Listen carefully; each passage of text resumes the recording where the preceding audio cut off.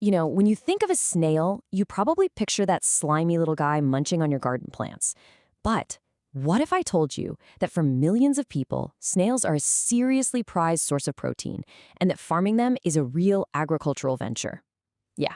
So let's dive into this fascinating world of what's called helioculture, or snail farming. Okay, first things first, we need to get one thing straight. We're not talking about some niche gourmet food here.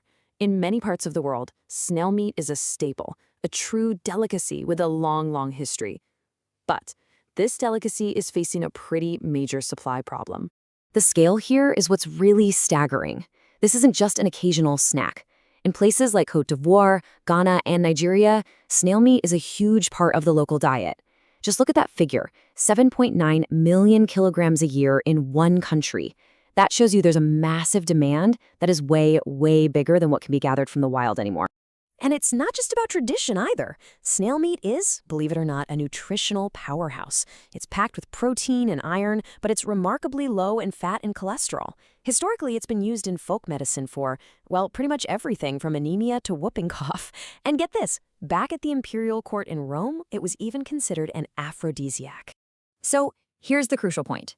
You've got this high-demand, high-nutrition food source that people have relied on for generations, but the old way of just gathering them from the forest, it's just not sustainable anymore. Thanks to things like deforestation, pesticides, and frankly, overharvesting, the wild populations are just disappearing.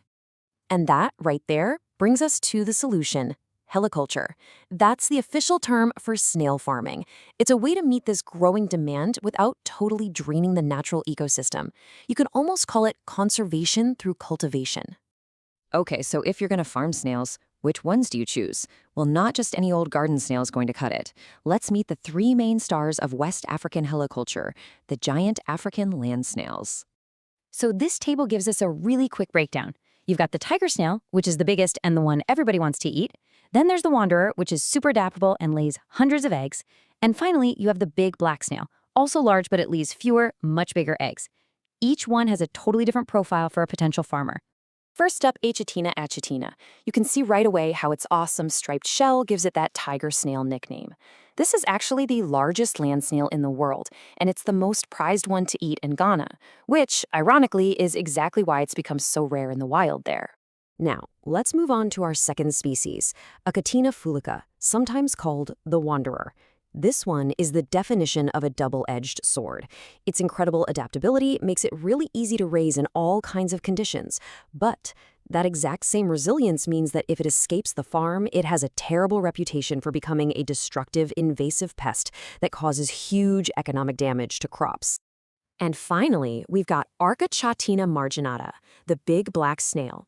You can see its shell is much more rounded compared to the others, especially when it's young, and it can have this unique texture that looks almost woven. It's another big, valuable species for farming, and that completes our trio of giants. Okay, so we've met the snails. Now, where do they live? Let's take a look at how you actually build a snail farm, or what's properly called a snailery.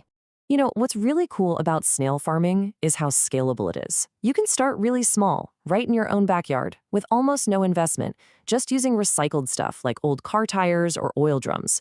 Or if you're serious about a commercial venture, you can build these more permanent, structured pens from concrete blocks and timber. And here's a peek at one of those more permanent designs, the trench pen system. Its big advantage is flexibility. See, you can have separate pens for hatching eggs, for the juveniles, and then for fattening up the mature snails. It makes it super easy to move them from one stage of life to the next. So this all sounds pretty promising, right?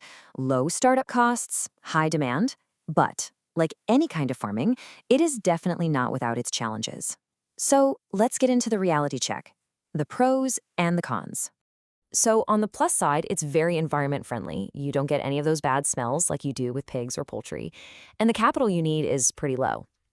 But on the downside, snails are incredibly sensitive to temperature and humidity. Their growth is slow, so this is absolutely not a get-rich-quick scheme. And of course, we can't forget the risk of escapees becoming pests or the fact that in some cultures, well, snails are just not on the menu. This image right here highlights the biggest climate-related risk for a snail farmer. It's a process called estivation. When it gets too hot or too dry, a snail just retreats into its shell and seals the opening. It essentially just shuts down. And for a farmer, that is a huge problem because a snail that's estivating isn't eating, and more importantly, it's not growing. And let's just double down on that pest problem for a second.